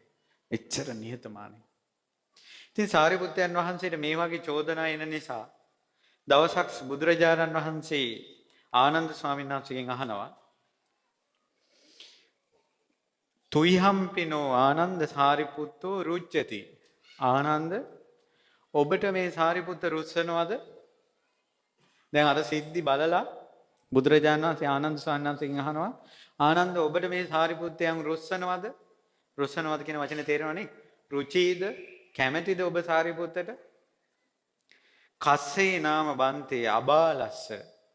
ස්වාමීනි මෝඩෙක් නෙවෙයි නම් අදුට්ටස දුෂ්ට නැත්තම් අමූල්ලස්ස ඊළඟට හිත මුලා වෙලා නැත්තම් අවිපල්ලත්ත චිත්තස්ස හිත විකෘති වෙලා නැත්තම් ආයස්මා සාරිපුත්තෝ න රුච්චේය. එහෙම නැති කෙනෙකුට කොහොමද රුස්සන් නැතුව ඉන්නේ? ඒ කියන්නේ සාරිපුත්තයන් වහන්සේ රුස්සන් නැත්තේ. සාරිපුත්තයන් වහන්සේ ඔයාලගේ වචනින් කිව්වොත් කාට හරි දිරවන්නේ නැත්තම් කැමැති නැත්තම් මානාප නැත්තම් අමනාපයි නම් අනිවාර්යෙන් සාරිපුත්ත මහරහතන් වහන්සේට කැමැති නැති කෙනා බාලයෙක්මයි. මෝඩයෙක්මයි. හිත විපරීත වෙච්ච කෙනෙක්මයි. හිත මුලා වූ කෙනෙක්මයි. පියවි සිහියක් තියෙන කෙනෙක් නන් නෙවෙයි. කියනවා පණ්ඩිතෝ බන්තේ ආයස්මා සාරිපුත්තෝ. සාරිපුත්තයන් වහන්සේ පණ්ඩිතයි. මහා පඤ්ඤෝ බන්තේ ආයස්මා සාරිපුත්තෝ. සාරිපුත්තයන් වහන්සේ මහා ප්‍රඥාවන්තයි. පුතු පඤ්ඤෝ සාරිපුත්තයන් වහන්සේ බලවත් ප්‍රඥාවකින් යුක්තයි. සාරිපුත්තයන් වහන්සේ හාසු පඤ්ඤෝ. සාරිපුත්තයන් වහන්සේ වේගවත් ප්‍රඥාවෙන් යුක්තයි. ජවන පඤ්ඤෝ වේගවත් ප්‍රඥාවෙන් යුක්තයි. අතිශය ප්‍රඥාවෙන් යුක්තයි. තික්ක ප්‍රඥා පඤ්ඤෝ තියුණු ප්‍රඥාවෙන් යුක්තයි. සාරිපුත්තයන් වහන්සේ නිබ්බේධික පඤ්ඤෝ අවබෝධයෙන් කලකිරීමේ ප්‍රඥාවෙන් යුක්තයි. අප්පිච්චෝ බන්තේ ආයස්මා සාරිපුත්තෝ අල්පේච්ඡයි. අසංසට්ඨෝ බන්තේ ආයස්මා සාරිපුත්තෝ. සාරිපුත්තයන් වහන්සේ පිරිසන් සමග එක් නොවි හුදකලාවේ ඉන්න කෙනෙක්. ආරද්ධ විරියෝ ආරද්ධ වීරියෙන් ඉන්න කෙනෙක්. සාරිපුත්තයන් වහන්සේ වත්තා බන්තේ ආයස්මා සාරිපුත්තෝ. සාරිපුත්තයන් වහන්සේ ලද දෙයින් සතුටු වන ලෝකේ හා එක් නොවි විවේකයෙන් ඉන්න කෙනෙක්. සාරිපුත්තයන් වහන්සේ අවවාද කරන කෙනෙක්. වැරද්දට චෝදනා කරන කෙනෙක්. සාරිපුත්තයන් වහන්සේ පාපයට ගරහන කෙනෙක්. මේ වගේ උතුම් රහතන් වහන්සේ නමක් රුස්සන් නැති කාටද? එයාගේ හිත මෝඩයි නම්, එයා දුෂ්ටයි නම්, නපුරුයි නම්, හිත කලකොලොප්පන් වෙලා නම්, සිහි කල්පනාව නැත්තම් එයා සාරිපුත්තයන් වහන්සේට අකමැති වෙයි. බුදුරජාණන් වහන්සේ දේශනා කරනවා ඒව මේ තං ආනන්ද ඒව මේ තං ආනන්ද. ආනන්ද ඒක එහෙමම තමයි. සාරිපුත්තයන් වහන්සේට සිහි කල්පනාව තියෙන කවුද පහදින්නේ නැත්තේ? මෙවැනි ප්‍රඥාවන්ත ලද දෙයින් සතුටු වන හුදකලා වාසයේ ඉන්න අවවාද කරන සාරිපුත්තයන් වහන්සේට කවුද පහදින්නේ නැත්තේ කියනකොටම පින්වතුනි සුසීම කියන දිව්‍ය පුත්‍රයා ආකාශයෙන් පහළ වුණා. දෙවිවරු ගණනාවක් අහසේ පහළ වුණා. සුසීම දිව්‍ය පුත්‍රයා බුදුරජාණන් වහන්සේ දේශනා කරනවා කියා හිටිනවා ස්වාමීනි භාග්‍යතුන් වහන්සේ සී කල්පනාව තියෙන මෝඩ නැති මොලේ තියෙන කල්පනාව තියෙන කවුද සාරිපුත්තයන් වහන්සේට පහදින්නේ නැත්තේ? සාරිපුත්තයන් වහන්සේ මෙවැනි ප්‍රඥාවෙන් යුක්තයි කියලා සාරිපුත්තයන් වහන්සේගේ ගුණ කියනවා. කියනවා ස්වාමීනි භාග්‍යතුන් වහන්සේ දෙවියන් අතර සාරිපුත්ත මහරහතන් වහන්සේගේ ඔය විදිහට ගුණ කතා වෙනවා. ස්වාමීනි දෙවියන් අතර සාරිපුත්තයන් වහන්සේගේ ගුණ කතා වෙද්දී දෙවිවරුන්ගේ ඇඟේ පාට බැබලෙන්න ගන්නවා. ඒ දෙවිවරුන්ගේ උපතින් ලැබෙන පාට තව වැඩි වෙනවා. ආලෝකය වැඩි වෙනවා. ඇත්තටම මේ ධර්මය අහද්දී මේ සාරිපුත්ත මහරහතන් වහන්සේගේ ගුණ අහද්දී ඔබ හිතෙන් සතුටු වුණොත් ඔබට ඕලාරික මනුස්ස කලෙබරයක් කයක් ලැබිලා තියෙන නිසා ඇතුලේ එළිය බොහෝ විට එළියට ප්‍රකට නැහැ. නමුත් හිත ගොඩාක් එළිය වෙනවා. ඔබ දන්නවද මේ පින මුල් වෙලා ඔබ දෙවියන් අතර ඉපදෙද්දී අනිත් දෙවිවරුන්ගේ දිව්‍ය ආලෝකය අභිභව ඇඟෙන් රැස් වී දෙන්න ගන්නවා. ඒ දෙවියන් අතර විහිදෙන ආලෝකය දැන් තමයි හැදෙන්නේ. මේ දැන් තමයි මේ විඥානෙත් එක හැදෙන්නේ. අර දෙවිවරුන්ගේ කය සිවුන් නිසා ඒ වෙලාවේ සාරිපුත්ත මහරහතන් වහන්සේගේ ගුණ කතා වෙනකොට ඇඟේ පාටවල් දෙවිවරුන්ගේ වෙනස් වෙනවා කියනවා. ඊට පස්සේ සුසීම දිව්‍ය පුත්‍රයා සාරිපුත්තයන් වහන්සේ අරඹයා බුදුරජාණන් වහන්සේ ඉදිරියේ ගාථාවක් වදාලා පණ්ඩිතෝති සමඤ්ඤාතෝ සාරිපුත්තෝ අකෝදනෝ අප්පිච්චෝ සෝරතෝ දන්තෝ සත්තුවන්නා භතුයිසි. මහා බුද්ධිමතෙක් හැටියට ප්‍රකට වුණ සාරිපුත්තයන් වහන්සේ ක්‍රෝධ රහිත කෙනෙක්, අල්පේච්ඡ කෙනෙක්, කීකරු කෙනෙක්, දමනය වුණ කෙනෙක්, ශාස්ත්‍රුන් වහන්සේ විසින් වර්ණනා කරපු ඉරිසිවරේ සාරිපුත්තයන් වහන්සේ. ඒ ගාථාව අහලා අපේ ලෞතර සම්මා සම්බුදුරජාණන් වහන්සේ මේ විදිහට ගාථාවක් දේශනා කළා.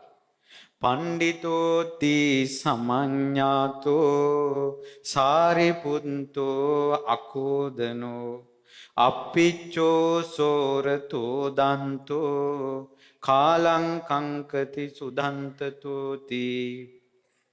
සාරිපුත්ත බුද්ධිමත් තමයි. ක්‍රෝධ රහිතයි තමයි. අල්පේච්ඡයි තමයි. කීකරු තමයි. දමනය වෙච්ච කෙනෙක් තමයි. හැබැයි ඔය සාරිපුත්ත පිරිනිවන් පාන්නයි බලාගෙන ඉන්නේ දැන්. ওই සාරිපුත්තයන් දැන් පිරිනිවන් පාන්නයි බලන් ඉන්නේ. ඉතින් එදා දෙවිවරු බොහෝ කම්පාවටපත් වුණා සාරිපුත්ත මහරහතන් වහන්සේ පිරිනිවන් පාන්න බලාගෙන ඉන්නවා කියලා අහලා. මොකද ගොඩාක් දෙවි මිනිසුන්ට යහපත පිණිස කටයුතු කළා සාරිපුත්තයන් වහන්සේ. බුදුරජාණන් වහන්සේ වදාලා පින්වත් මහණෙනි සක්විති රජ කෙනෙක් ඉන්නවා. ඒ සක්විති රජතුමා නියෝගයක් කළොත් ප්‍රකාශයක් කළොත් මේ මිහි මණ්ඩලේ කිසි කෙනෙකුට සක්විති රජතුමාගේ වචනේ හරවන්න බෑ, නවත්තන්න බෑ කාටවත්. ඒකට විරුද්ධ වෙන්න බෑ. ඒක අසත්‍යයි කියලා කියන්න බෑ. කරුණු රහිතව නෙවෙයි සක්විති රජුරු කරුණු කියන්නේ.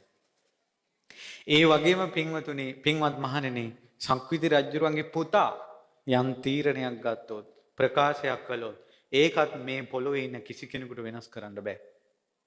පින්වත් මහණෙනි, තථාගතයන් වහන්සේ ධර්මයේ දේශනා කරද්දී ධර්ම චක්‍රයේ කරකවද්දී දෙවියන් මරුන් බඹුන් සහිත ලෝකේ සමන බ්‍රාහ්මණවරු සහිත ලෝකේ කිසි කෙනෙකුට බුදුරජාණන් වහන්සේගේ වචනේ කරකවන්න බෑ අනිත් පැත්තට.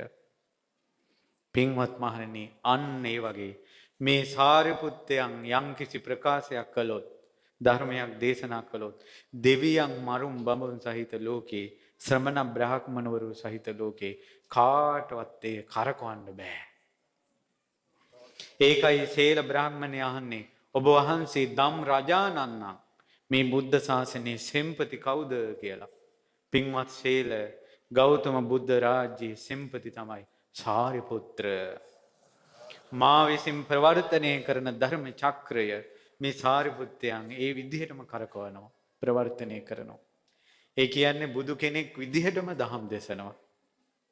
සමහර වෙලාවට බුදු සාරිපුත්ත මහරහතන් වහන්සේ බණ කියයිද්දී දෙවිවරු මිනිස්සු භික්ෂු භික්ෂුණීන් කන් යොමු කරගෙන අහනකොට දෙවිවරු එතනින් චුත වෙලා බුදුරජාණන් වහන්සේ ළඟට ගිහිල්ලා කියනවා, ස්වාමීනි, සාරිපුත්තයන් වහන්සේ බණ කියද්දී මේ මිනිස්සු පුදුම විදිහට අහගෙන ඉන්නවා කියලා. අනේ ඔබ වහන්සේත් එතෙන්ට වැඩියොත් එහෙම ওই දන් සභාව තවත් ලස්සන වෙයි කියලා. බුදුරජාණන් වහන්සේ එතනින් අතුරුදහන් වුණා. සාරිපුත්ත මහරහතන් වහන්සේ ළඟ පහළ වුණා.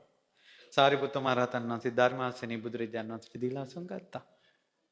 බුදුරජාණන් වහන්සේ දේශනා කරනවා, සාරිපුත්ත මෙතන ඉන්නවා දෙවිවරු ඉදිකටු තුඩක් ගහන තැන 60 70. ඉදිකටු තුඩක් ගහන තැන 60 70 ඉන්නවා දෙවිවරු, ඇඟේවත් හැප්පෙන්නේ නැතුව. සාරිපුත්තට හිතෙන්නේ කොහොමද? ওই දෙවිවරු හිත ඔච්චර සිවුම් කළේ, මේ කය ඔච්චර සිවුම් කළේ, සැහැල්ලු කළේ කොහෙදින්ද? සාරිපුත්ත මෙහෙදින්මයි. පින්වතුනි, ඔබ මැරිලා උපදින ලෝකෙ දැම්මයි හැදෙන්නේ. අපි කියමු ආර්යයන් වහන්සේ නමකට, අපි කියමුකෝ සාරිපුත්ත මහරහතන් වහන්සේට ගොඩාක් දොස් කිව්වනේ කෝකාලික. සාරිපුත්තයන් වහන්සේ පෙන්නන්න බෑ. එහෙනම් මේ ලෝකේ හොඳම කිසිම වැරද්දක් නැති කෙනාටත් හතුරු ඉන්නවද නැද්ද? මේ ලෝකේ කිසිම වැරද්දක් නැති කෙනාටත් හතුරු ඉන්නවද නැද්ද? තුන්වෙනි වතාවටත් අහනවා. මේ මහා සාරිපුත්තයන් වහන්සේ වැනි දෙවියන් බඹුන් වඳින කිසිම කහටක් නැති පිවිතුරු හිත් තියෙන උත්තමයාට සතුරු හිටියද නැද්ද? එහෙමත් හිටියා නම් ඔබ ගැන කවර කතාවද? අදින් පස්සේ විලාප තියන්න එපා. ඇයි දෙයියනේ මට හතුරෝ? ඇයි මම මොනවා කළාටද? මම මොන පවද්ද කළේ? මම මොකද්ද මොන්ට කරපු වැරද්ද? මගේ වැරද්දක් තියෙනවා නම් කියන්න. කිකී අපි විලාප තියනවනේ. අදින් පස්සේ දුක් අදෝනා තියන්න එපා. ඒ හැම වෙලාවෙම ඔබගේ මුවෙන් පිට වේවා සාරිපුත්ත මහරහතන් වහන්සේට නමස්කාර වේවා කියලා.